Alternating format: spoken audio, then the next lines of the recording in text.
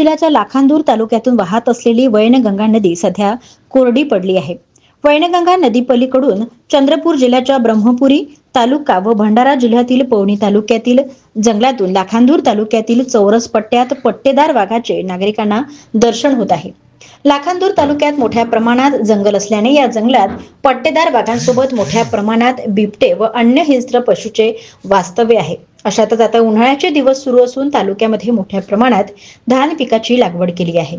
दिवस रात्र शेतकऱ्यांना शेतीवर जागे राहावे लागत आहे। मात्र खैरीपट, विहीरगाव, डांबेविर्ली या चौरस पट्ट्यात दररोज वाघाचे मुक्त संचार सुरू असल्याने भीतीचे वातावरण निर्माण झाले आहे। दांडेगाव जंगलातील मुख्य रस्त्यावर 2 पट्टेदार वाघ दिसल्याने नागरिकांमध्ये दहशत पसरली आहे। तर लाखांदूर वन विभागाचे कर्मचारी तपास करीत असले तरीही वाघाचा अद्यापही बंदोबस्त करण्यात आला नाही।